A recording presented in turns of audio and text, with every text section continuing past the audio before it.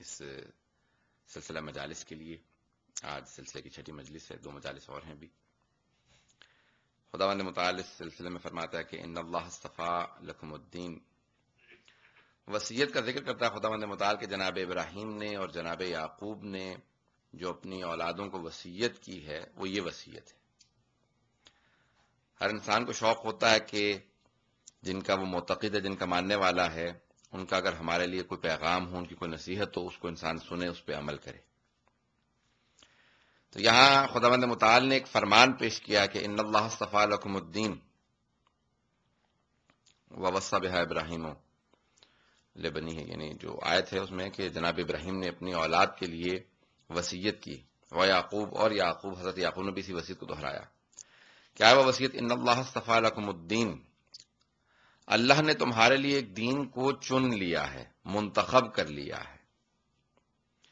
اصطفاء بمعنی ہے برگزیدہ، the chosen one اور یعنی منتخب یا جس کو چن لیا جائے. اسی لیے پیغمبر اسلام کو مصطفیٰ کہا جاتا ہے. ان اللہ اصطفیٰ لکم الدین، کہ بے شک اللہ نے تمہارے لیے ایک دین چن لیا ہے. فلا تموتن الا وانتم مسلمون، بس اب تم مت مرنا سوائے اس حالت میں کہ جب تم اسلام کی ماننے والے ہو یا مسلمان رہو. الا وانتم مسلمون، بس صرف اسلام کی حالت میں، اللہ پہ اعتماد اور اللہ پہ یقین اور اللہ پہ ایمان کی حالت میں صرف مرنا، یعنی اسلام ہی پہ موت آئے. یہ بہت بڑی عطا ہے. یہ ان کی ایک وصیت ہے جناب ابراہیم اور جناب یعقوب کی. اب ایک سلسلہ ہے جہاں یہ وصیتیں بہرحال مختلف انبیاء علیہ السلام کی موجود ہیں. آخرین گفتار ہے، ایک پوری کتاب ہے، کتاب کا نام ہے آخرین گفتارہا. آخری لحظے میں کسی نے کیا وصیت کی، حضرت آدم سے لے کے خاتم تک جتنی بھی ان کو وصیتیں ملی ہیں انہوں نے جمع کیا ہے. ائمہ علیہ السلام کی وصیتوں کو، بیوی کی، بزرگان دین کی، سب کی وصیتوں کو درج کیا ہے. وصیت ایک ایسی چیز ہے کہ جہاں پہ اسلام کی ایک علامت یہ ہے، ایک نشانی یہ ہے کہ اسلام تاکید کرتا ہے اس بات پہ کہ انسان وصیت کرے. یہاں تک کہ بہت سی احادیث میں آیا، میں نے جو نشانی پیش کر رہا ہوں آپ کے سامنے، کل ایک جو پیش کی تھی آپ کے سامنے، کہ مسلمان اور مومن کی علامت یہ، مومن کی علامت یہ ہے کہ وہ شکوہ نہیں کرتا، صبر و تحمل رکھتا. اس سے جو پچھلی شب میں پیش کیا تھا کہ علامات اسلام کی جو مومن کے اندر ہونی چاہیے، ویسے تو قرآن نے کثرت سے علامات بیان کی ہیں مومن کیسا ہو. ہر حال پہ الحمدللہ رب العالمین کہے. اور مومن کی علامت صبر ہے. مختلف جو علامات میں آپ کے سامنے پیش کر چکا ہوں. علم، دوستی ہے، بہت سی علامات ہیں جو آج یعنی کہ انسان مومن وہ ہمیشہ وصیت کرے گا یہاں تک کہ اس کے پاس اس کی وصیت رکھی ہوگی. میں آج کچھ کلیات آپ کے سامنے پیش کرنا چاہ رہا ہوں کہ اسلام جب آپ پیش کریں کسی کے سامنے تو اسلام کیا ہے، کیا شکل نظر آنی چاہیے، مسلمان کیسا ہونا چاہیے، مومن کیسا ہونا چاہیے، کہ آدمی کہے کہ اہل بیت کا ماننے والا یہ کیسا ہونا چاہیے. اس کے کردار سے لوگ دیکھنے کے بعد کیا اندازہ لگائیں یہ کیسا ہے. صداقت علامت ہے. بہت سی چیزیں علامات بتائی گئی ہیں کہ مومن کو ایسا ہونا چاہیے. اور جتنا ہو سکے قرآن کی آیات اور احادیث ائمہ علیہ السلام سے ان چیزوں کو اپنے اندر اخذ کیجئے اور اپنانے کی کوشش کیجئے. جتنا زیادہ آپ اپنائیں گے اتنا ہی آپ کا رتبہ بڑھتا چلا جائے گا، ایمان کا اتنا درجہ آپ کا بڑھتا چلا جائے گا. جتنی زیادہ علامات پائے جائیں گی ایک فرد کے اندر وہ اتنا ہی ایمان میں زیادہ ہوگا. لیکن کبھی یہ فخر نہ ہو کہ مجھ میں اتنی علامات ہیں، میں دوسروں سے بہتر ہوں. کبر ایک ایسی چیز ہے کہ کبھی بھی کسی مومن کے دل میں کبر نہیں ہوگا، تکبر نہیں ہوگا، کبھی اپنے آپ کو دوسروں سے بہتر نہیں سمجھے گا. لا یشم رائحۃ الجنہ من کان فی قلبہ حردل من التکبر، جس کے دل میں دانہ برابر بھی ایک چھوٹا سا حصہ، جسے خردل کہتے ہیں، بہت چھوٹا سا دانہ، اتنا بھی اگر تکبر کسی کے دل میں ہوگا تو وہ جنت کی خوشبو بھی نہیں سونگھے گا. تو ایک علامت بیان کی گئی ہے مومنین کی کہ وہ متکبر نہیں ہوتے. سعدی شیرازی نے اس کو بڑی پیاری مثال دی ہے، کہا کہ جس درخت پہ پھل ہوتا ہے وہ جھکا ہوا ہوتا ہے، اور جس درخت پہ کوئی پھل نہیں ہوتا وہ اکڑا کھڑا رہتا ہے، اس کی شاخیں بہت بلند ہوتی ہیں کیونکہ اس پہ کوئی پھل ہی نہیں ہے. تو کہا جہاں علم ہوگا، جہاں کچھ ہوگا، وہاں پہ انسان جھکاؤ ہوگا، اس کے اندر بہت زیادہ وہ جھکا ہوا ہوگا، اور جہاں پہ علم نہیں ہوگا وہ بہت زیادہ اکڑا رہے گا ہمیشہ اس کے اندر، وہ یہ سمجھے گا میں کچھ ہوں. جو کچھ ہوتا ہے اسے بتانے کی ضرورت نہیں ہوتی، جو نہیں ہوتا وہ ہر ایک کو کہتا پھرتا ہے میں یہ ہوں میں وہ ہوں. علامت یہ ہے کہ نہیں، وہ بہت زیادہ اس کے اندر تواضع، انکساری، عاجزی، یہ علامات مومن ہیں. پیغمبر اسلام سے کسی خاتون نے کہا کہ یا رسول خدا آپ غلاموں کے ساتھ بیٹھ کے کھانا کھا رہے ہیں، تاکلوا کالعبید، آپ غلاموں کی طرح سے کھانا کھا رہے ہیں زمین پہ بیٹھے ہوئے. کچھ غلام تھے ان کے ساتھ بیٹھے تھے، تو آپ نے فوراً فرمایا کہ مجھ جیسا عبد خدا اور کون ہوگا. یعنی بندگی، عاجزی، یہ بہت بڑی ایک صفت ہے. یہ نہ ہو کسی کے اندر کہ وہ اپنے آپ کو کچھ سمجھنے لگے کہ میں کچھ ہوں. آپ کو کیا معلوم میں کیا ہوں؟ ہمیں اللہ کا شکر ہے معلوم نہیں کہ آپ کیا. جس کا اس قسم کا رویہ ہو کہ آپ کو کیا معلوم، وہ اس کو یہی کہیں گے پروردگار تیرا شکر ہے کہ اس کو ہم نہیں جانتے، بھائی جتنا جان لیا وہ اتنے کافی ہے. رات بے انتہا آج دن کے ساری انسان یہ نہ کہے کہ وہ اپنے آپ کو کچھ سمجھنے لگے. یہاں تک کہ مجھے اب تک یاد ہے ایک قاری تھے ایران میں، وہ میں سمجھتا تھا کہ نابینا ہے. ان کو ایک آدمی پکڑ کے کھڑا کرتا تھا، تو میری اتفاقاً ایک مرتبہ کہیں ملاقات ہو گئی کسی جگہ میں، میں گیا تو وہ بھی موجود تھے. مجھے بھی مجالس کی دعوت تھی کہ لندن میں آئے ہوئے تھے، وہ ایرانی قاری تھے. تو مجھے پہلی مرتبہ اس ملاقات میں پتا چلا کہ یہ آدمی نابینا نہیں ہے، اور وہ ایک قاری کا جس طرح سے ایران میں اکثر پینٹ کوٹ پہنتے ہیں، سوٹ پہنا ہوا ہوتا تھا انہوں نے اکثر. پتا چلا کہ بہت بڑے کسی عالم دین کے، بہت بڑے کسی عارف کے بیٹے تھے. کہ کیا بات ہے آپ آنکھیں بند کر کے کیوں قرآن پڑھتے ہیں؟ کہ میں مجمع کو دیکھنا نہیں چاہتا کہ یہ محسوس کروں کہ اتنے زیادہ میرے ماننے والے ہیں، اتنے زیادہ قاری کی میری قرات کو لوگ سننے کے لیے آئے.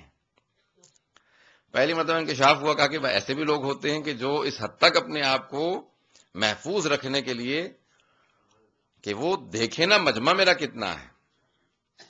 ہمارے استاد ان سے پوچھا کریں گے آقا مجالس کیسے گئیں؟ اچھے نہیں الحمدللہ رب العالمین. کہا کہ لوگوں نے ہدیہ کیسا دیا آپ کو؟ الحمدللہ. کوئی مجھے اس پہ توجہ، کہا بھائی مجمع کیسا تھا؟ کہا الحمدللہ. یار ہر چیز میں الحمدللہ کو یعنی کیا؟ کہا میں نے ان تمام چیزوں کے لیے پڑھا نہیں تھا، جس کے لیے پڑھا تھا میں اس کی رضایت کی توقع رکھ رہا ہوں. دنیا کے لحاظ سے اگر آپ دیکھیے بہت سے ایسے مسلمانوں کے حکمران آئے جائیں جنہوں نے آنے کے بعد کہا کہ بھی اگر میں ٹیڑھا ہو جاؤں تو مجھے سیدھا کر دیجیے گا، اگر صراط مستقیم سے ہٹ جاؤں تو مجھے واپس لے آئیے گا. اچھا وہ بندوں سے کہنے کی کیا ضرورت ہے، خود ہی کوشش کریں کہ بھی اپنے آپ خود سیدھے چلیں. وہ جن کی رضایت کے لیے بنے تھے انہی کو خوش کرنا بڑا ضروری تھا. توجہ ہو حضرات. امیر المومنین نے آنے کے بعد جو اپنا پورا مینیفیسٹو دیا اس کے اندر آپ نے کہا کہ نہیں مجھے تمہاری رضا کی کوئی پرواہ نہیں ہے، میں جس کی رضایت کی خاطر آیا ہوں میں اسی کو راضی رکھوں گا. ہمارے ائمہ علیہ السلام کا پورا فلسفہ جو نظام ہے، ان کا جو پورا سوچ کا طرز فکر ہے وہ بالکل مختلف ہے. ہمارے یہاں بعض کا چیزوں کی ڈیفینیشن مختلف ہے. اسلام ہم نے اپنی ڈیفینیشن بنا رکھی ہے کہ میرے نزدیک اسلام یہ ہے، جس کے لیے علامہ اقبال نے کہا کہ بعض مسلمانوں کو دیکھنے کے بعد روحیں کانپ اٹھتی ہیں کہ اگر یہ مسلمان ہے تو پھر اسلام کیسا ہوگا. اس کے لیے جارج برنارڈ شاہ نے کہا تھا کہ اسلام بہترین مذہب اور مسلمان بدترین قوم ہے. اچھا پیغمبر اسلام نے آنے کے بعد جو ایک میسج دیا جو شاید ان سے پہلے البتہ لوگوں کی بحث ہے، میں نہیں سمجھتا کہ ان سے پہلے ایسی نہیں تھا، ہر نبی کا یہ پیغام تھا. پیغمبر اسلام نے آنے کے بعد کہا کہ نہیں دیکھیں ہمارا خاندان، ہمارا قبیلہ وہ ہمارے رنگ سے، نسل سے، زبان سے فیصلہ نہیں ہوگا بلکہ ہمارے دین سے فیصلہ ہوگا. توجہ ہے، دین فیصلہ کرے گا. جو اسلام کو مانتا ہوگا وہ اس قبیلے کے اندر ہے جس کا نام ہے مسلمان، اسلام. کہا ہمارے پھر یہ عرب، عجم، یہ زبانی، لسانی، نسلی یہ تعصبات کبھی مسلمان میں نہیں پائے جائیں گے. مسلمانوں میں نہیں ہونے چاہیے، البتہ مسلمانوں میں کافی حد تک ہیں، ہونے نہیں چاہیے. یہ تعصبات اسلام کی سب سے بڑی علامت یہ ہے کہ اس میں کوئی تعصبات نہیں ہو، وہ جس کو بھی قبول کرے بالکل اپنا سمجھ کے قبول کرے.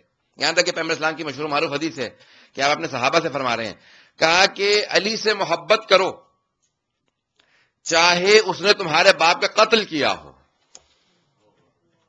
جملے پہ غور کر لیجیے گا، مجھے وضاحت کی ضرورت نہ پڑے، پہنچ جائے تو پہنچ جائے. پیغمبر صاحب فرماتے ہیں کہ علی سے محبت کرو چاہے تمہارے باپ کا قاتل ہی کیوں نہ ہو، کیونکہ اکثر عربوں کے جو ابا اجداد کوئی نہ کوئی، چچا تایا ماموں خالو کوئی نہ کوئی تو کافر تھے اور حضرت علی کے ہاتھوں مارے گئے تھے جنگوں میں. تو پیغمبر صاحب نے کہا کہ علی سے محبت کرو چاہے وہ تمہارے باپ کا قاتل ہی کیوں نہ ہو، اور ان سے بغض نہ رکھو چاہے تمہیں اس سے کوئی ظاہری فائدہ نظر نہ آئے.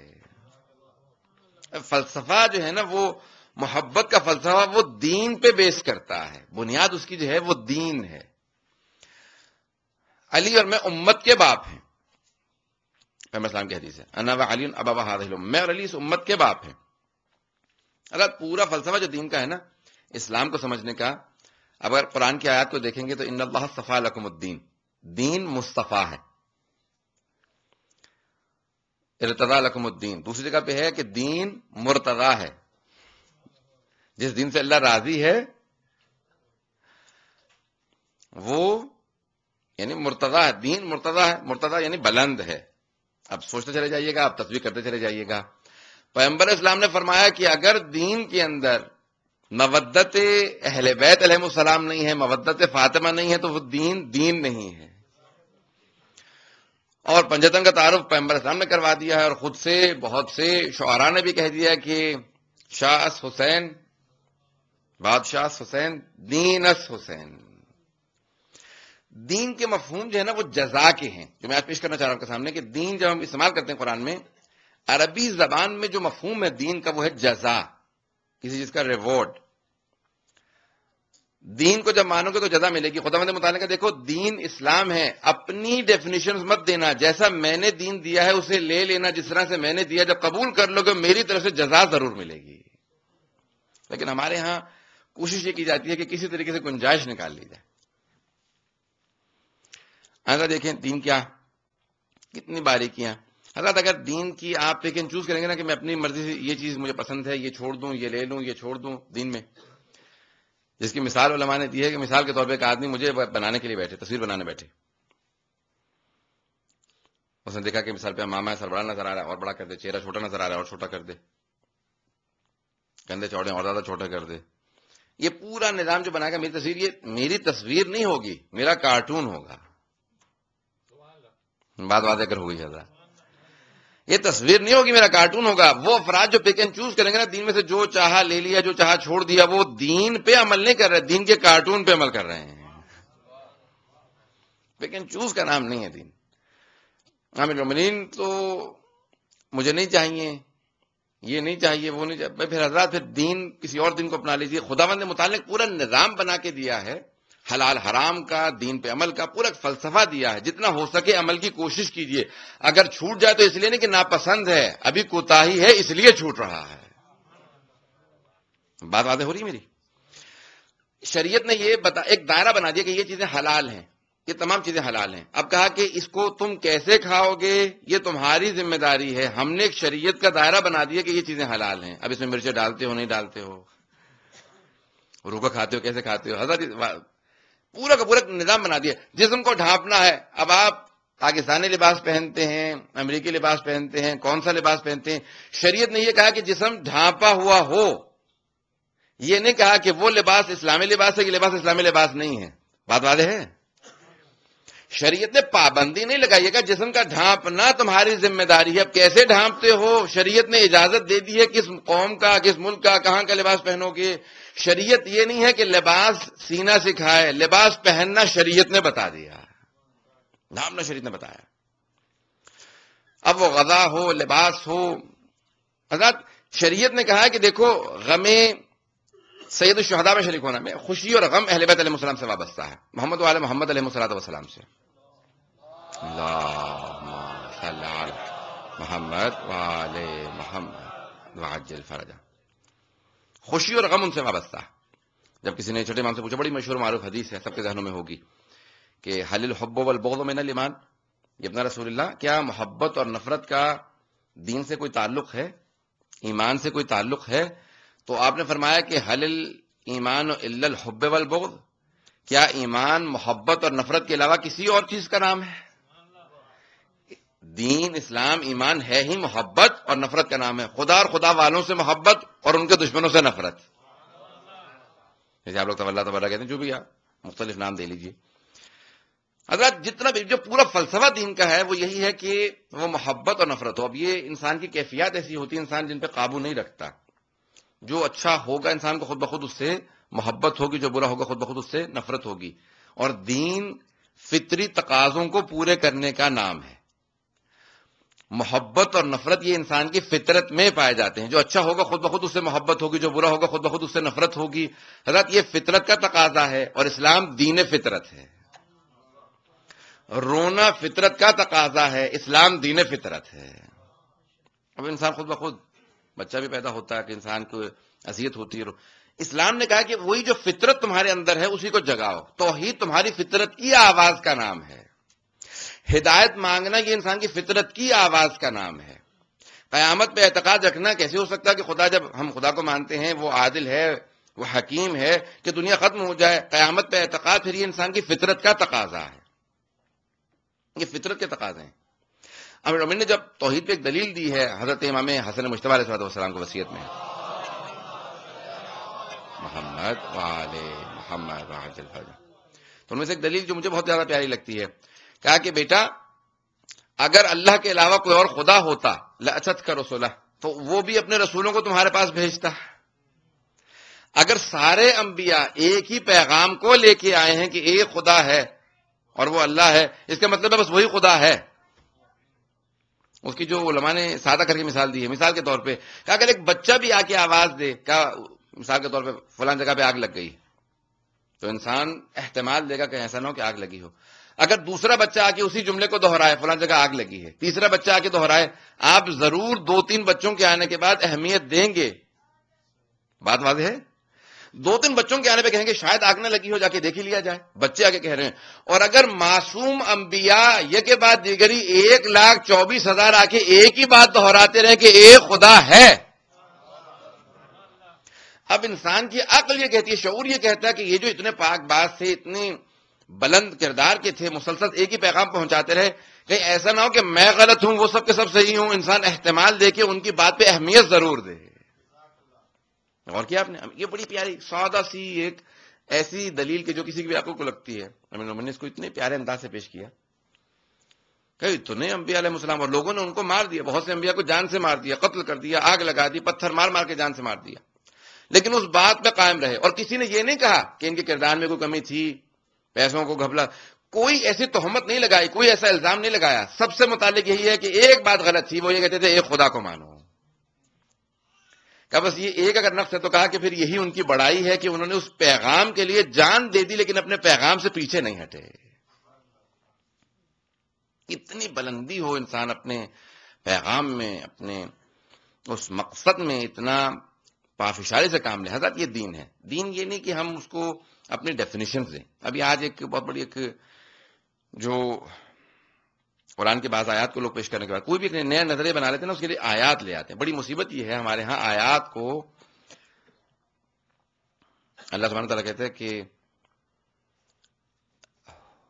یعنی ہذیان یا حزب قرآن کے اندر کافی استعمال ہوا ہے، مذاق کرنا، اس کی توہین کرنا کا. یہ آیات الہی کے ساتھ کبھی ایسا کام مت کرو کہ جس میں محسوس ہو کہ یہ توہین ہو رہی ہے، اس کا مذاق اڑایا جا رہا ہے. جو بھی نظریہ بنا ہے ہمارے یہاں بہت سے لوگ، سائنس میں یہ نظریہ آ گیا، بہت سے لوگوں کا پورا زور اسی پہ ہوتا ہے کہ اس کو ثابت کر دیا جائے کہ قرآن پہلے کہہ گیا تھا. جو زور لگا لوگ، بعد میں پتہ چلا نہیں وہ نظریہ غلط ثابت ہو گیا. اب کچھ اور لوگ بیٹھ جائیں گے نہیں میں ثابت کرتا ہوں، نہیں وہ یہی جو اب بات کہنا یہ صحیح ہے. حضرت پورے کے پورے جو عیسائی مذہب ہے اس کے زوال کا سبب یہ بات بنی کہ وہ ہر چیز کو ماڈرنائز کرتے چلے گئے. توجہ ہے میرے ساتھ؟ ماڈرنائزیشن نے پورے عیسائی مذہب کے جنازہ نکال دیا، پورے کے پورے اس دین کا جنازہ نکال دیا. صلاۃ محمد علیہ محمد پہ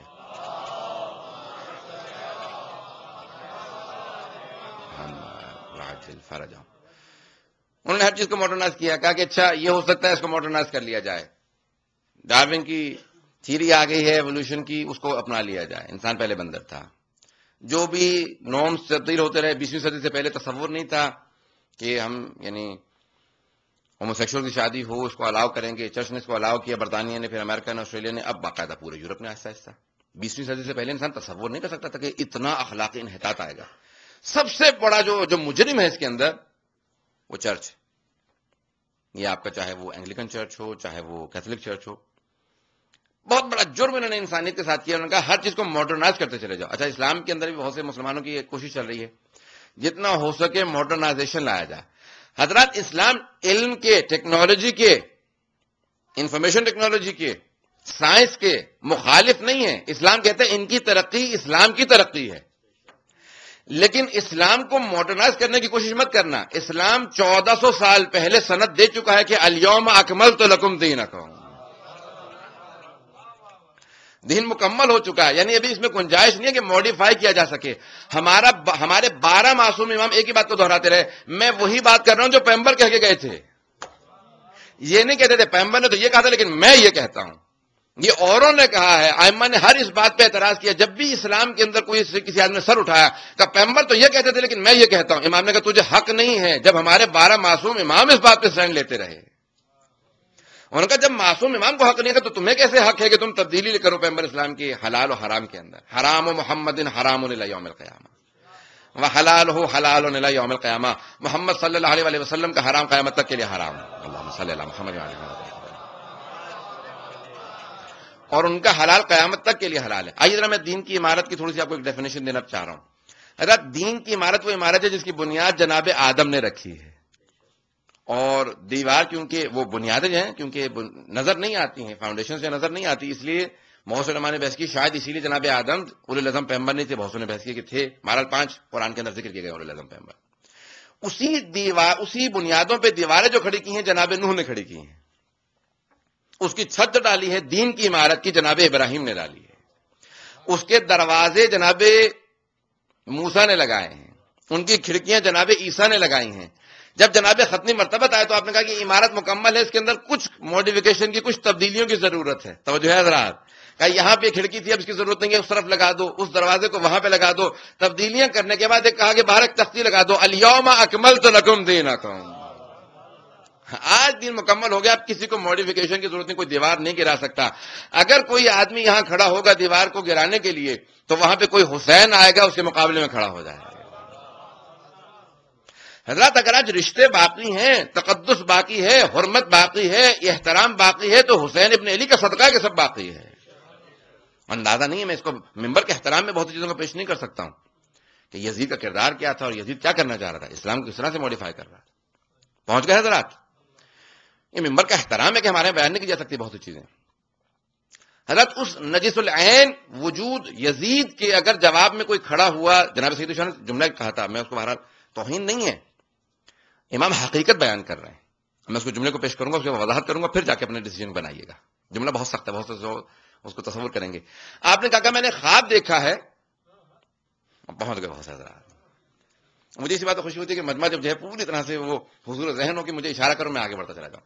کہا کربلا میں کہتے ہیں کہ میں نے خواب دیکھا، جناب عباس سے بیان کرتے ہیں اپنے چاہنے والوں سے. کہا عباس میں نے خواب دیکھا کہ مجھ پہ کتوں نے حملہ کر دیا. کہ اس کا مطلب ہے جتنے بھی مجھے امام پیغام کیا دے رہے ہیں، یہ امام کا دشمن، امام کا قاتل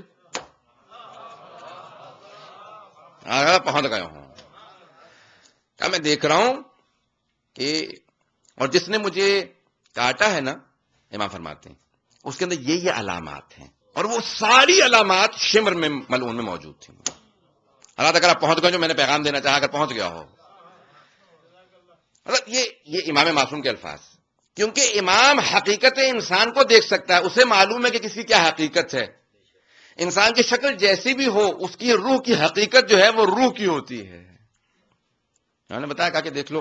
اسی لیے پیغمبر اسلام نے جب کسی نے خندق میں پیغمبر اسلام کے سامنے نیزہ مارا تھا، ذہن واقعہ اگر ذہن میں آ گیا ہو، جب عمر ابن عبد ود نے ایک مرتبہ کسی جگہ سے وہ ہے نا کہ خندق کھودی گئی تھی، جناب سلمان فارسی کی چاروں طرف کہا کہ خندق کھودی جائے تاکہ کوئی آ نہ سکے. جناب سلمان فارسی نے مشورہ دیا. تو ایک جگہ سے کہتے ہیں کہ وہ جو خندق کی ظرفیت تھی، وہ جو چوڑائی تھی وہ کم تھی، تو اس کو موقع ملا وہاں سے پھیلا کے اس طرف آ گیا. تو ایک بات تو واضح ہو گئی، کوئی نہ کوئی ایسا کم ظرف تھا کہ جو ظرفیت کو جان بوجھ کے کم چھوڑ گیا تھا، اگر کوئی آ سکے تو آ جائے. پہنچ گئے تو پہنچ گئے. اب ایک مرتبہ وہاں سے عمر ابن عبد ود کا آنا تھا، اور سب مورخین نے لکھا کہ جتنے افراد سے جنگ ہوئی امیر المومنین کی، ان میں سب سے زیادہ طاقتور شجاع یہی تھا. اور خیبر میں مرحب، حارث، انتر، تینوں کو قتل. جتنے بھی بڑے بڑے جناب سیدہ کا خطبہ ہے، کہا کہ شجاعان عرب جو عرب کے بھیڑیے موجود تھے ان سب کے اگر سر کو توڑا ہے تو وہ میرے شوہر نے توڑا ہے. جب بیوی نے صحابہ کے درمیان میں خطبہ دیا تھا نا، تو یہ کہا تھا کہ تم آج ہم سے مقابلہ کرتے ہو، تم بھول گئے کہ جب تم میرے بابا کے سامنے پناہ لے لیتے تھے وہ میرے ہی چچا کا بیٹا تھا، یعنی اشارہ امیر المومنین کی طرف کر رہی ہیں، کہا وہ میرے ہی چچا کے بیٹے تھے جو ہر عرب کے بھیڑیے کا سر توڑا کرتے تھے. کہا تم لوگ گندلا پانی نکال کے، جو پانی کھڑا ہو جاتا تھا نا، ایک باقاعدہ جو گڑے ہوتے ہیں وہاں پہ پانی رک جاتا ہے، کہا وہ جو گڑوں میں پانی رک جاتا تھا تم وہ پانی پیا کرتے تھے، میرے بابا نے تمہیں طہارت سکھائی، میرے بابا نے تمہیں پاک پانی سینا. یہ اتنی بلندی. بہرحال وہاں پہ اب عمر ابن عبد وہ ایک مرتبہ جو کہتے ہیں کہ سب سے زیادہ شجاع آدمی تھا جو میں نے ان سے لڑا اور آیا، اور اس کے متعلق پورا زور لگا لیا ہمارے وہاں سے مورخین نے. انہوں نے کہا نہیں وہ تو بوڑھا تھا. توجہ ہے کہ کیسے بوڑھا تھا؟ کہا اس نے جب حضرت علی نے کہا تھا نا کہ میں علی ابن ابی طالب ہوں، اس نے کہا کون سے ابو طالب؟ وہ جو سید بطحا تھے، مکے کے سردار تھے. کہاں کا ان کا تو بہت مقام تھا، اس کے بیٹے کو میں قتل نہیں کرنا چاہتا. وہ حضرت ابو طالب کے احترام میں کہا وہ بہت پاک اور بہت بلند تھے، حضرت علیہ السلام سے متعارف نہیں تھا. کہا میں اس کے، اب وہ اپنے آپ یہ سوچ رہا کہ میں قتل کر سکتا ہوں، تو اس پہ سب نے زور اس بات پہ لگایا. یہ نہیں زور لگایا کہ وہ کتنا طاقتور تھا، زور یہ لگایا کہ نہیں اگر حضرت ابو طالب کو جانتا تھا تو بوڑھا تھا. چلے بھائی بہت بوڑھا تھا. مرحوم حضرت سندری صاحب کا جملہ اچانک ذہن میں آ گیا. وہ فرماتے تھے، کہتے تھے بوڑھا تھا، ٹی بی کا مریض بھی رہا ہوگا، ٹانگوں میں اس کی ٹیڑھی ہوں گی، بازو ہاتھوں میں راشا ہوگا، تلوار اٹھا نہ سکتا ہوگا. ایک بات ماننی پڑے گی، کسی بزرگ میں ہمت نہیں تھی کہ چلا جائے. تھے تو صرف ایک علی ابن ابی طالب تھے جو کہہ رہے تھے کہ یا رسول خدا اجازت دیجیے اس کا منہ بند کر دوں. کہ جیسا بھی تھا لڑکھڑاتے ہاتھوں سے آ رہا تھا، بوڑھا آدمی تھا، 180 سال کا رہا ہوگا، لیکن کسی میں ہمت نہیں تھی کہ کہے کہ میں اس کا جواب دے دوں. تو جب وہ آیا اس نے ایک مرتبہ آنے کا جسارت کی تھی حضرات. تو اس نے جب ایک مرتبہ توہین کی 2 مرتبہ کہا، تیسری مرتبہ اس نے نیزہ مارا پیغمبر اسلام کے آ کے خیمے پہ نیزہ لگا. تو اس وقت پیغمبر نے یہی جملہ کہا تھا، کون ہے جو اس کتے کی زبان کو بند کرے گا. اب اکثر کہتے ہیں کہ پیغمبر نے کبھی پوری زندگی گالی نہیں دی. حضرات یہاں پہ بھی گالی نہیں ہے، توجہ کہوں گا سارے مجمع کی، یہاں گالی نہیں. پیغمبر بتا رہے ہیں کہ دشمن نبوت و امامت کی حقیقت کیا ہے. اتنی باریکیاں، یہ انسان کی روحانی شکل. اب انسان اپنی حقیقت نہیں جانتے ہم لوگ. جس طرح کا انسان گناہ کرتا ہے ویسا انسان ہو جاتا ہے. جیسا انسان اپنے آپ کو پاک بنائے گا، جتنا ظاہر جیسا بھی ہو، انسان کا باطن زیادہ اہم ہوا کرتا ہے. اپنے باطن پہ غور کیجیے، ظاہر پہ نہیں. ہم کیسے کیسے کھانے کھاتے ہیں، کتنی کریمیں لگاتے ہیں، کتنے زیادہ. ہمیں نے کہا کہ وہ کریم، میں آج کے زمانے سے کہہ رہا ہوں، انہوں نے تو کہا کہ اس زمانے میں مختلف روغن لگاتے تھے، لباس اچھے پہنتے تھے، اچھی غذائیں کھاتے تھے. کہ صرف اور صرف اس لباس اور سارے کے ساری چیزیں کرتے تھے کہ اپنا جسم سالم رکھیں. کہ وہ بھول گئے کہ حقیقت جسم کی نہیں ہے، روح کی ہے. اس کو بھی اتنی غذائیں کھلا دی ہوتی ہیں. بہت گئے حضرات. دین معنویات کی طرف توجہ کا نام ہے، روحانیات کی طرف توجہ کا نام ہے، ظواہر اور مادیات کی توجہ کا نام نہیں ہے. اپیرنٹ تھنگس کا، مٹیریلسٹک تھنگس کا نہیں ہے، بلکہ نہیں، باطن کے اوپر توجہ دیں. دین ہے باطن کے لیے. دین کہتا ہے کہ ہاں ظاہر کیسے تم نے گزارنا ہے ہم بتا دیں گے، لیکن جب تک تم اپنے باطن کے متعلق نہیں سوچو گے تمہیں کچھ پتا نہیں چلے گا. یہ 2 جملے میں صرف خندق سے متعلق پیش کرنا چاہ رہا ہوں تاکہ میرا مجمع میرے ساتھ رہے، اس کے بعد میں انشاءاللہ محمد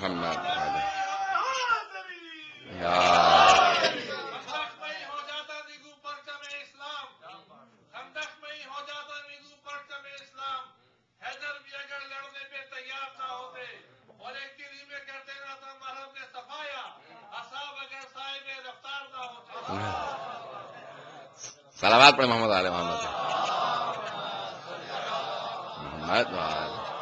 محمد وعجل فرجهم. اب یہ جو ہے موڈ میں لانے والی باتیں ہیں ساری. یہ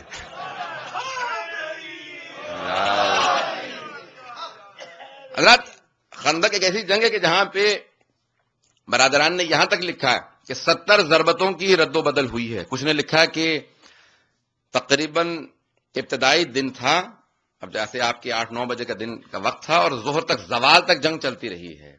اور ایک گرد کا پوری چاروں طرف ایک غلاف تھا، اندر کچھ نظر نہیں آتا کہ کون جیت رہا ہے کون ہار رہا ہے. سارے صحابہ بڑے سخت پریشان تھے، خدا نہ خاصہ اس لیے نہیں کہ امیر المومنین سے کو بہت زیادہ اب پیغمبر اسلام نے بھی وہاں پہ دیکھیں دین ہے عقل کے استعمال کا نام، خداوند متعال کی عطا کردہ صلاحیتوں کا نام. اور پیغمبر اسلام نے کسی جنگ کے لیے اس طرح سے الفاظ استعمال نہیں کیے تھے جیسے خندق کے لیے استعمال کیے. اور ایک مرتبہ اشارہ کیا، کہا کہ جو بھی مجھے میرے بھائی علی کی فتح کی خبر لا کے دے گا اسے میں جنت کی بشارت دوں گا. اور جب امیر المومنین کو بھیج رہے تھے تو حضرات واحد جنگ ہے جہاں پیغمبر اسلام نے کہا کہ یا علی آئیے ذرا میرے ساتھ خیمے میں آئیے. آپ نے اپنی ابا قبا پوری اتار کے امیر المومنین کو دی، امیر المومنین کی ابا قبا خود پہن لی. باہر آئے، ایک مرتبہ امامہ اتارا کہ یا علی اپنا امامہ مجھے دیجیے، میرا امامہ آپ لے لیجیے. میں کہوں گا یا رسول خدا جہاں ابا قبا تبدیل کی تھی وہیں پہ امامہ تبدیل کر لیتے. کہا نادان تو نہیں جانتا، میرے بعد ابا قبا کا نہیں ہوگا، امامے کا مسئلہ ہوگا، اس کا فیصلہ سب کے سامنے کر رہا ہوں.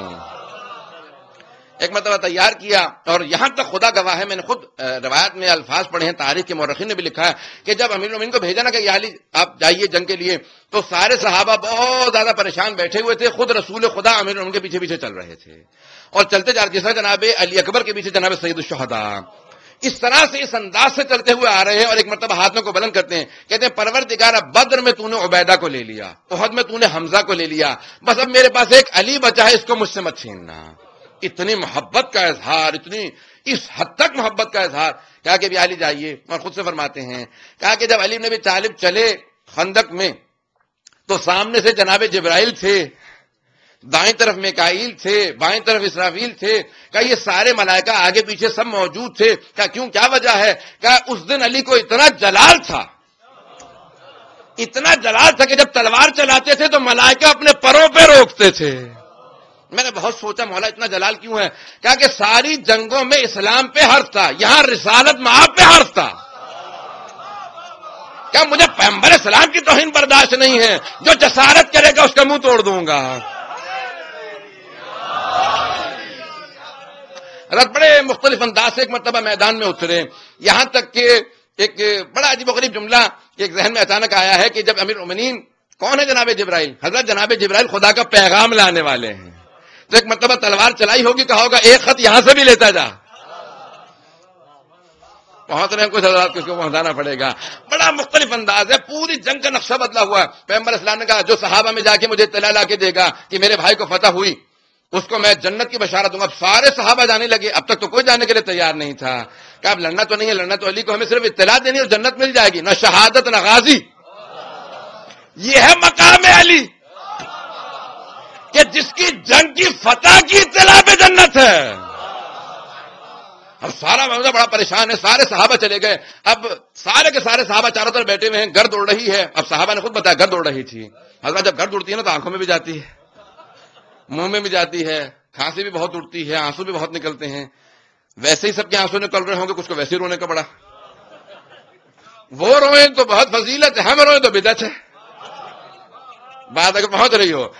بڑے مختلف انداز سے سارے صحابہ چلے گئے، بس ایک نہیں گئے، ان کا نام تھا سلمان.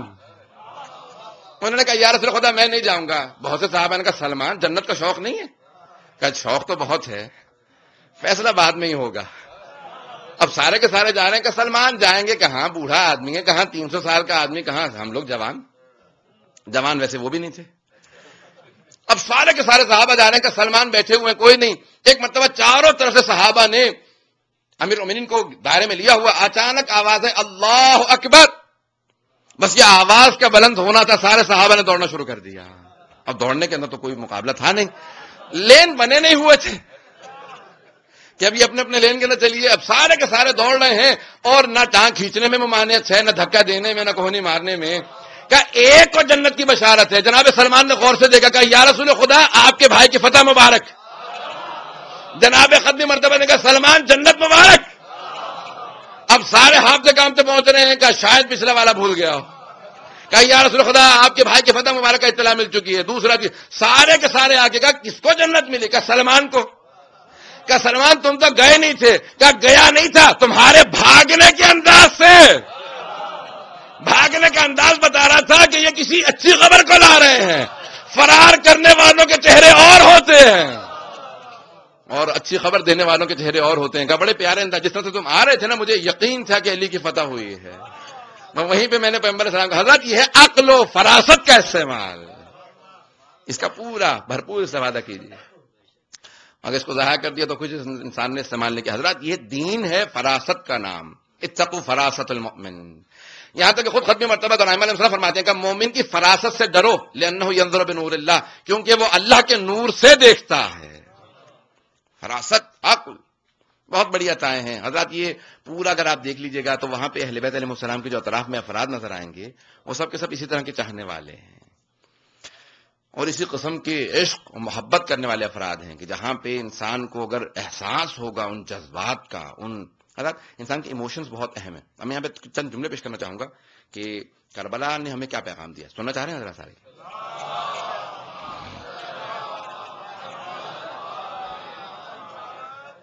زیادہ وقت نہیں لوں گا، 5 سے 10 منٹ آرام سے. وہ کہہ رہے ہیں وہ مجھے یہ ہوتا بات کہ وہ بچوں کے مجھے کسی نے کہا کہ اس پورے ہفتے میں امتحانات ہیں تو میں اس کو ذہن میں رکھنے کے بعد اور بہت سے نوجوان بات کر وہ نہیں آ پاتے، بچے نہیں آ پاتے. اللہ تعالیٰ میں پیش کروں پورا جو ہمارے یہاں فلسفہ دیا گیا نا دین کا، اس میں 2 چیزوں میں بڑی تاکید ہے. ایک ہے عقل، دوسرے احساسات. سب سن رہے ہیں میرے ساتھ؟ عقل، احساسات. عقل جسے آپ وزڈم کہتے ہیں اور احساسات انسان کے ایموشنز، اس پہ بہت زیادہ اہمیت ہے. ہمارا اسلام ایک ایسا دین ہے جس میں رونے پہ بے انتہا تاکید ہے. دعا مانگو تو گڑ گڑا کے مانگو، خدا کی بارگاہ میں جاؤ تو تضرع کرو. انبیاء کی علامت بیان کی گئی. حضرت نوح کے لیے کہا گیا کہ نوح نوحہ سے نکلا جو کثرت سے رویا کرتے تھے، شدت سے رویا کرتے تھے. نوحہ کرنے والے بہت زیادہ رونے والے. تو ہمارے ہاں 2 چیزوں پہ بڑی تاکید ہے، عقل پہ اور احساسات پہ. کربلا دونوں کے مرکب کا نام ہے، اسی لیے کربلا پہ اتنی تاکید ہے. اب کچھ ایسے بھی آئیں گے جو یہاں پہ عقل کو زائل کرنے کی باتیں کریں گے اور کچھ ایسے آئیں گے جو احساسات پہ پورا کا پورا زور لگائیں گے کہ اس کو توڑ دیا جائے. اگر بات واضح ہے حضرت، ہمارے جو علماء فقہا کہتے ہیں کہ اس بات پہ تاکید پر ہمارے ہاں 2 چیزوں کی بڑی تاکید ہے، عقل اور احساسات. کبھی بھی عزاداری کے اندر اگر کوئی آپ سے عقل چھیننا چاہے تو اس کو ہٹا دو، اگر احساسات چھیننا چاہے تو اسے ہٹا دو. عزاداری پورا کا پورا جو پورا فلسفہ عزاداری ہے وہ ہے عقل اور احساسات کا مجموعہ ہے، دونوں کا مرکب کا نام ہے عزاداری.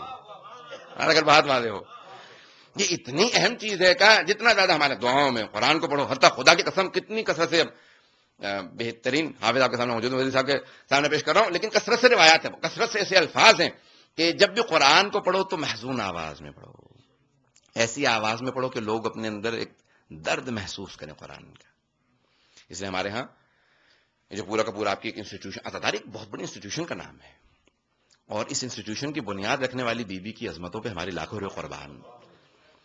اس بی بی نے کس طرح سے بنیادیں رکھی حضرات. یہ ہمیں عام اگر ہاتھوں سے ملتی نا عزاداری تو نہ جانے کیا ہوتی. ہمیں ملی ہی جناب زینب کبریٰ سے ہے، ملی ہی جناب سید سجاد سے، کب پورا کا پورا. لیکن کبھی ایسا نہ ہو کہ کوئی عقل چھیننے کی کوشش کرے، کہ صرف جذبات ہوں، احساسات ہوں، عقل نہ ہو. اور کہیں ایسا نہ ہو کہ پورا عقل کی زور لگاتے چلے جائیں، احساسات اور جذبات نہ ہوں. حضرات نا کربلا دونوں کا نام ہے، جبکہ تاریخ میں احساسات کا اتنا آپ کو استعمال کہیں اور نظر نہیں آئے گا جتنا کربلا میں. جملے پہ غور کیجیے گا، تاریخ بشریت میں، انسان کی تاریخ میں احساسات اتنے کہیں پہ انسان کے مجروح نہیں ہوں گے، کہیں پہ بھی اتنا انسان کا دل نہیں ٹوٹے گا، کہیں اتنا رونا نہیں آئے گا جتنا کربلا میں. برب عین حال عقل اپنے معراج پہ ہے. جناب سید الشہداء کا ہر فیصلہ میدان کربلا کا، کہیں ایسا نہیں ہوتا. امام معصوم کا تو کوئی مقابلہ نہیں کر سکتا، میری لاکھوں روح قربان ان بیویوں پہ، حتیٰ جناب زینب کا میں مقابلہ نہیں کیا جا سکتا. میں کیا ان کے متعلق کیا پیش کروں کہ وہ جو جن کے لیے امام سجاد کہیں کہ عالمۃ غیر معلمہ، ایسی عالمہ ہیں جن کی کسی نے تعلیم نہیں دی. خدا نہ خواستہ اگر کسی گھر میں ایک وفات ہو جائے، آپ نے دیکھا کہ لوگ بالکل عقل زائل کر دیتے ہیں، جب جملے کہتے ہیں تو بعض کا کفریہ جملے تک کہہ جاتے ہیں. ہمارے ہی بیٹے نے کیوں جانا تھا، ہمارے گھر میں کیوں امتحان ہوا، ایسا دیکھا آپ نے. اور خدا نہ خواستہ سب سے زیادہ جو جذبات و احساسات ہوتے ہیں وہ خواتین میں ہوتے ہیں، اور خواتین اکثر اوقات بعض اوقات فوتگی اگر ہو تو اگر کوئی وفات ہو جائے بے انتہا ایسے جملے کہتے ہیں جس میں انسان کو محسوس ہوتا ہے کہ ان کو بہت زیادہ اذیت ہوئی ہے. اور اگر کسی گھرانے میں 18 جنازے پڑے ہوں اور وہ بھی بے گور و کفن، وہ بھی میں آپ کے سامنے کیسے جملے کو پیش کروں؟ میں جو آپ کو اشارہ کرنا چاہ رہا ہوں نا حضرت، ان مواقعوں پہ لاکھوں سلام ہوں اس بی بی کی عظمت پہ، جناب زینب کبریٰ شکوہ نہیں کرتی. کیا کہتی ہیں؟ جب کہا نا عبید اللہ ابن زیاد ملعون نے، جس کے لیے ائمہ علیہ السلام نے اس کا شجرہ قابل ذکر نہیں ہے، اس نے جملہ کہا خدا نے تیرے بھائی کو مار دیا. بی بی نے کہا خدا لعنت کرے میرے بھائی کے قاتل پہ. اب اسے برداشت نہیں ہوا. اس نے کہا یہ آپ لعنت کیوں بھیج رہی ہیں؟ بی بی نے کہا میں بھائی کے قاتل پہ لعنت بھیج رہی ہوں، تجھے کیا تکلیف ہے؟ میری لاکھوں لوگ قربان ہو جائیں. حضرت اتنا قابو کسی مرد کو نہیں ہو سکتا اپنے احساسات پہ جتنا جناب زینب کبریٰ کو ہے. اس جذبات و احساسات کے اندر بھی جناب سید الشہداء کو اتنا خالص پیش کرتی ہیں، اتنا خالص کہ کوئی نہیں پیش کر سکتا. حضرات اگر آپ دیکھیں تو ایک جملہ ہے وہاں پہ جو آپ اکثر سنتے ہیں مصائب میں آج اس کی توجیہ پیش کروں گا. میں نے پہلے بھی پیش کی ہے. کیا فرماتی ہیں؟ حضرت علی کے چاہنے والے تھے حضرت عبداللہ مکفوف. انہوں نے ان کی دونوں آنکھیں ضائع ہو گئی تھی، ایک جمل میں دوسری صفین میں. جنگ کے دوران تیر لگا اور صفین میں ایک آنکھ ضائع ہو گئی، دوسری جمل میں. اب یہ دو جنگوں میں ان کی آنکھیں ضائع ہو گئیں، لیکن عاشق تھے ان کے. ایک مرتبہ انہوں نے کہیں خطبہ سنا کہ کوئی بی بی خطبہ دے رہی ہے دربار عبید اللہ ابن زیاد میں. کچھ نے کہا کہ دربار میں بیویاں نہیں گئی تھیں، مسجد کوفہ کے جو ساتھ ایک گھر تھا عبید اللہ ابن زیاد کا، وہیں پہ بیویاں رکی تھیں. اس کے بعد پھر دربار میں داخل ہوئی، وہاں پہ خطبہ دیا ہے. اب یہ جو مسجد کوفہ کے اندر آپ جائیں گے نا، جو خطبہ دیا بی بی نے، وہاں پہ ایک مرتبہ جناب عبداللہ مکفوف نے آواز سنی، کہا یہ کون ہے جو لہجہ علی میں خطبہ دے رہا ہے؟ جملہ سن رکھا نا آپ نے، کتنا بہت بڑا جملہ ہے. میں بیا کے مسائل پہ کیا کروں، بہت بڑا جملہ ہے. یہ امیر المومنین کے اصحاب میں بہت بڑے عالم ہیں. وہ یہ جملہ کہہ رہے ہیں یہ کون ہے جو لہجہ علی میں خطبہ دے رہا ہے؟ کیا مطلب؟ کیا مطلب ہے اس بات کا؟ یعنی آیا آواز ملتی تھی مولا جیسی آواز، یعنی مردانہ آواز تھی؟ کیا معیار تھا؟ کہ نہیں، وہ جو نہج البلاغہ کا معیار ہے، یہ لب و لہجہ نہج البلاغہ سے ملتا جلتا ہے. یہ کون ہے جو خطبہ لہجہ علی میں کلام کر رہا؟ اللہ اکبر. یہ جملے سننے کے بعد پورا کا پورا ایک مرتبہ جناب عبداللہ مکفوف کو لایا گیا. کہ کیا بات ہے؟ کہا جناب عبداللہ، حضرت عبداللہ مکفوف نے کہا عبید اللہ ابن زیاد ملعون سے کہا یہ کون ہے؟ ایک مرتبہ کسی نے آواز دی، کہا یہ علی کی بیٹی زینب کبریٰ ہے. ان سے برداشت نہیں ہوا، حضرت عبداللہ مکفوف سے برداشت نہیں ہوا. کہا علی کی بیٹی، وہ بھی عبید اللہ ابن زیاد جیسے شرابی کے دربار میں؟ بغاوت کی انہوں نے وہاں پہ. کہا کہ میں برداشت نہیں کروں گا اس بات کو، علی اور بطول کی بیٹیوں کو لایا گیا ہے یہاں پہ. حضرت پورا کا پورا ماحول بدلنے لگا. جناب عبداللہ مکفوف کو ان کے جو قبیلے والے تھے گھر لے گئے. ان کے ہاں بیٹا کوئی نہیں تھا، جناب عبداللہ مکفوف کا کوئی بیٹا نہیں تھا، صرف بیٹی تھی. جب گھر پہنچے نابینا ہے. ایک مرتبہ عبید اللہ ابن زیاد نے کچھ افراد بھیجے گا جاؤ جا کے عبداللہ مکفوف کو قتل کر دو، اس سے پہلے کہ لوگوں میں پیغام پہنچائے، لوگوں کے اندر ایک سازش کرے ہمارے خلاف، قتل کر دو. جناب عبداللہ مکفوف نے اپنے گھر کو بند کیا. بیٹی نے آواز دی، کہا بابا چاروں طرف سے محسوس ہوتا ہے کہ کوئی سپاہی آ گئے ہیں. کہا بیٹی میری آنکھیں نہیں ہیں، مجھے تلوار دے دے، میری آنکھیں تو بن جا. ایک مرتبہ جناب عبداللہ مکفوف نے تلوار کو نکالا نیام سے، بیٹی نے تلوار لا کے دی. کہا بیٹی جس طرف سے دشمن آئے مجھے بتاتے جانا، میں لڑوں گی، میں لڑوں گا. ایک مرتبہ بیٹی نے کہا کہ بابا آج مجھے پہلی مرتبہ احساس ہو رہا ہے کاش میں آپ کا بیٹا ہوتی. کہا نہیں بیٹی خبردار، مجھے خداوند متعال سے کوئی شکوہ نہیں ہے. کہا بیٹی آج مجھے بتاتے جانا، آج تو میری آنکھیں ہے. بیٹی کہتی تھی بابا دائیں طرف سے سپاہی آ رہا وہ قتل کر دیتے تھے، بائیں طرف سے بہت شجاع تھے، دلیر تھے، علی بن ابی طالب کے پروردہ تھے، بہت دلیر تھے، بہت دیر تک جنگ کرتے رہے، قتل کرتے رہے. انہوں نے کہا کہ نہیں ان کو آسانی سے نہیں، نابینا ضرور ہیں. ایک مرتبہ پہلے بیٹی کو قتل کیا. جب بیٹی کا جملہ سننا تھا کہ آج احساس ہوا ہے حسین نے کیسے برداشت کیا ہوگا. حضرت اولاد کا امتحان بڑا سخت امتحان ہوتا ہے. جناب عبداللہ مکفوف کو دستگیر کیا گیا، ہاتھوں میں ان کے رسیاں باندھی گئی، ان کو شہید کیا گیا، قتل کر کے ان کا لاشا پھیرایا گیا کہ خبردار اگر کوئی عبید اللہ ابن زیاد کے خلاف بغاوت کرے گا اس کا یہ حال ہوگا. لیکن میں کہوں گا اے حضرت عبداللہ مکفوف آپ کی عظمتوں کو سلام، حسین کی محبت کی خاطر، جناب زینب کی عظمت کی خاطر آپ نے اپنی جان دی ہے. آئندہ میں پیش کروں گا آپ کے سامنے، کل آپ کے سامنے جو کہا گیا ہے جناب سکینہ کی میں پورے وسائل پیش کروں گا، تفصیل سے پیش کروں گا کل کی مجلس میں. لیکن آئیے ذرا میں آج پیش کرنا چاہتا ہوں اولاد کیسی چیز ہے. تاریخ میں ملتا ہے کہ بڑی بڑی ہستیاں ہیں جنہوں نے اولاد کے امتحان پہ گھٹنے ٹیک دیے ہیں. میں چند مثالیں دینا چاہوں گا, کل بھی میں نے بڑے تفصیلی مسائل پیش کیے تھے. حضرات اب میں تو دیکھیے گا, میں جملہ کہوں گا, اگر برداشت نہ ہو تو مجھے معاف کیجیے گا. جناب ہاجرہ کے لیے ہے کہ جب انہوں نے جناب اسماعیل کے گریبان پہ چاک کرنے کے بعد ایک گلے پہ نشان دیکھا تو ایک سوال کیا, کہا بیٹا یہ نشان کیسا ہے؟ کہا نہیں اماں کچھ نہیں ہے, بابا نے چھری رکھی تھی چلائی نہیں تھی. میں نے جملہ پیش کر دیا. ماں کی محبت کیسی ہوتی ہے. کہا اماں اللہ کی طرف سے امتحان تھا, چھری چلائی نہیں تھی رکھی تھی, ایک نشان بن گیا. تو چھری تیز تھی, رکھنے کا نشان تھا. ایک جملہ کہا کہ اگر چھری چل جاتی تو کیا ہوتا. میں نے بعض بڑے بزرگ علماء سے سنا, کہا 3 دن تک یہی بات دہراتی رہی, کھانا پینا چھوٹ گیا, بیوی گر گئی, روتی رہتی تھی, اسی میں دم توڑ دیا. کہ اگر چھری چل جاتی تو کیا ہوتا. پروردگارہ ایک ماں نے صرف یہ دیکھا کہ ایک چھری کا نشان ہے, اس ماں سے برداشت نہیں ہوا. اب آئے ذرا دیکھتے ہیں ہاجرہ کربلا کا کیا عالم ہے. مقتل الحسین عبد الرزاق مکرم کے الفاظ ہیں کہ جب جناب سید الشہداء نے جناب اکبر کو بھیجا نا, جب بھیج رہے تھے تو آواز دے رہے تھے کہ علی اکبر جب تک جنگ شروع نہ ہو تو بیٹا اپنا چہرہ دکھاتے رہنا. راوی کہتا ہے جیسے جیسے امام حسین کی رفتار تیز ہوتی تھی, جیسے جیسے گھوڑے کی رفتار تیز ہوتی تھی, ویسے ویسے امام حسین تیز تیز چلتے جاتے تھے. اب ایک مرتبہ مڑ کے جناب اکبر نے پیچھے دیکھا. اب کیا دیکھا, جناب سید الشہداء آ رہے ہیں. کہا بابا جان رک جائیے, مت آئیے میرے پیچھے. کہا علی اکبر تجھے کیا پتا میرے کلیجے پہ کیا گزر رہی ہے, تیرا کوئی علی اکبر جیسا بیٹا جو نہیں ہے, تیرا کوئی علی اکبر جیسا بیٹا جو نہیں ہے. اجرکم اللہ. میں پیش کروں آپ کے سامنے ابھی جملے کہے. ایک مرتبہ در خیمہ کی طرف دیکھا کہ کسی بی بی کے محسوس ہو رہا ہے کہ یہاں پہ کوئی بی بی کھڑی ہے. کہا لیلا میں نے اپنے نانا رسول خدا سے سنا ہے کہ ماں کی دعا بیٹے کے حق میں قبول ہوتی ہے. لیلا جاؤ جا کے اکبر کے لیے دعا مانگو کہ ایک مرتبہ واپس آئے. آئیں جناب لیلا. ایک مرتبہ اپنے سر سے چادر کو ہٹایا, بالوں کو بکھرایا, زمین پہ جانماز بچھائی اور ہاتھوں کو بلند کر کے جملہ دہرایا جو دعا کے جملے روایت میں آئے ہیں.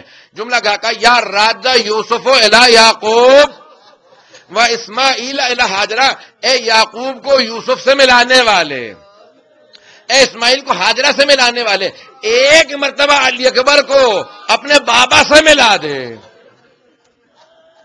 بحق عطش ابی عبداللہ الحسین ردوہ الیہ یا الی ابی عبداللہ. پروردگارہ حسین کی پیاس کا واسطہ ایک مرتبہ علی اکبر کو لوٹا دے. ویسے میں ختم کر دیا مصاحب کو. بس ایک مرتبہ جناب لیلا کو اطلاع ملی بیٹے کی شہادت ہو گئی, بیٹے کی شہادت برداشت, میں نے سارا مصاحب چھوڑ دیا. بیٹے کی شہادت برداشت کرنے کے لیے بڑی بہت بڑے کلیجے کی ضرورت ہے, برداشت نہ کر سکی, زمین پہ گر گئیں, اٹھی. ایک مرتبہ جناب سید الشہداء جب لاشا لے کے آئے, کہا کہ کیا بات ہے علی اکبر کی ماں کیوں ودا نہیں کرتی.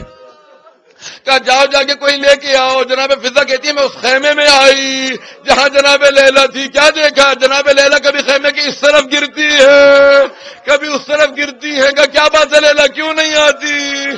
کہ مفضہ مجھے خیمے کا پردہ نہیں مل رہا, مجھے دروازہ نظر نہیں آتا, میری آنکھوں کا نور. الا لعنت اللہ علی القوم الظالمین وسيعلم الذين ظلموا أي منقلب ينقلبون. پروردگارہ مصائب بہت زیادہ ہیں. بہت سے لوگوں نے التماس سے دعا کی ہے, سورہ فاتحہ کی درخواست کی گئی, انشاءاللہ بعد میں پڑھ دیجیے گا. کچھ نام دیے گئے ہیں, سید احمد ابن علی احمد, سید عباس ابن سید احمد عقیلہ انجم, صدر محمد محسن نقوی. پروردگارہ آئیں ذرا جملے پیش کروں گا. میں ہمیشہ واسطہ دے کے دعا کیا کرتا ہوں. جب ہاتھوں کو بلند کریں گے نا, آج ایک ماں کا احساس کرنے کی کوشش کیجیے گا. میں اپنے ماں بہنوں سے, بیٹیوں سے کہوں گا ذرا تصور کریں جناب لیلا کا کیا مصائب ہے. معالی سبتین کی روایت ہے کہ 6 مہینے بی بی زندہ رہی ہیں. جب مدینے آئے تو صرف 6 مہینے زندہ رہی ہیں. پروردگارہ جب بھی کوئی آتا تھا مدینے سوال کرتا تھا کس کے رونے کی اتنی آواز ہے, لوگ کہتے تھے یہ علی اکبر کی ماں ہے. پروردگارہ بہت مصائب ہیں. پروردگارہ تجھے واسطہ اس لہجے کا جب بیویاں دوبارہ کربلا لوٹی ہیں, جب کربلا لوٹی ہیں تو ایک ایک قبر پہ جناب سید سجاد نے بتایا، پہلے سید الشہداء کی قبر پہ لے کے گئے، جب اٹھے اور آگے بڑھے نا تو پوچھا یہ قبر کس کی ہے جو ساتھ میں ہے؟ کہا یہ علی اکبر کی قبر ہے۔ ہر بیوی دوبارہ بیٹھ کے بہت دیر تک روتی رہی۔ پروردگارا ان بیویوں کے اس گریے کا واسطہ، پروردگارا آج بھی جب جائیں نا تو محسوس ہوتا ہے، شب جمعہ میں جب جناب اکبر کے مصائب پڑھے نا تو محسوس ہوتا ہے جیسے ذریعہ مقدس سے رونے کی آواز آ رہی ہے، محسوس ہوتا ہے جیسے دیواروں سے رونے کی آوازیں آ رہی ہیں، جیسے گنبد جناب سید الشہداء سے رونے کی آواز آ رہی۔ کیوں اتنا مصائب ہے جناب اکبر کا؟ کہا وہ علی اکبر جب جناب ابو ذر کے بیٹے کا انتقال ہوا تھا نا تو انہوں نے کہا تھا بیٹا جانے کے دن ہمارے سے چلا تو گیا ہے، اور امام معصوم نے فرمایا کہ جب جناب ابو ذر نے وہ دعا کی تھی تو خداوند متعال نے بیٹے کو بخش دیا تھا۔ پروردگارا اولاد کا امتحان بڑا سخت امتحان ہے، لیکن ہمیں سب سے جو عظیم ہستی نظر آتی ہے وہ سید الشہداء کی ہے۔ جب بیٹے کے لاشے پہ آئے بھی ہیں تو آنکھوں کو بند نہیں کرتے، پٹی نہیں باندھتے، مولا پٹی ہی باندھ لیتے برچھی نکالنے سے پہلے۔ کہا نہیں، خلیل خدا کے کہیں گے حسین آپ کی عظمتوں کو سلام، آفرین حسین، میرے لیے بھی چھری رکھنا بڑا مشکل تھا، لیکن سید الشہداء آتے ہیں نہ پٹی باندھتے ہیں، ایک مرتبہ برچھی پہ ہاتھ رکھتے ہیں، ایک ہاتھ برچھی پہ ہے دوسرا سینے پہ ہے، گھٹنے زمین پہ ہیں، میرا دل کہتا ہے نجف کا رخ کیا ہوگا، آواز ہی ہوگی یا علی ادرکنی۔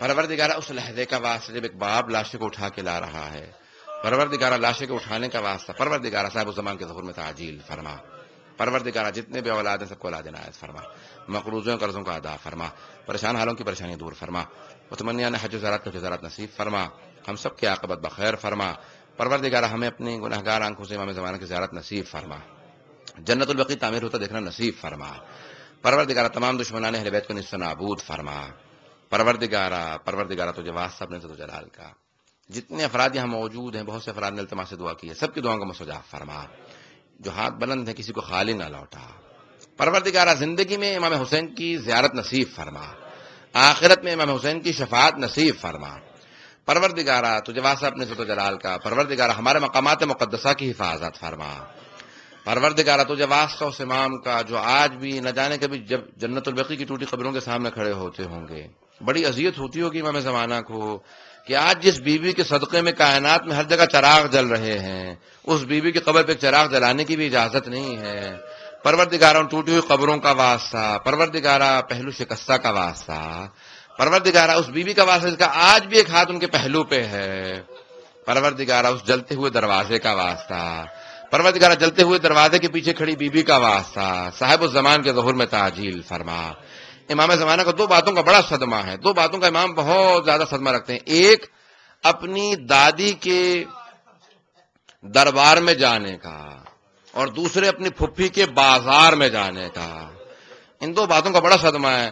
مولا آج آپ کو واسطہ دیتے ہیں ان دونوں بیویوں کی عظمتوں کا واسطہ، پروردگارہ مولا کے ظہور میں تعجیل فرما، پروردگارہ بہت ظلم بڑھ چکا ہے، سارے ظلم کے خاتمے کے لیے صاحب الزمان کے ظہور میں تعجیل فرما۔ ربنا تقبل منا انك انت السميع العليم بحق محمد وآلہ الطیبین الطاہرین المعصومین۔ ماتم حسین یا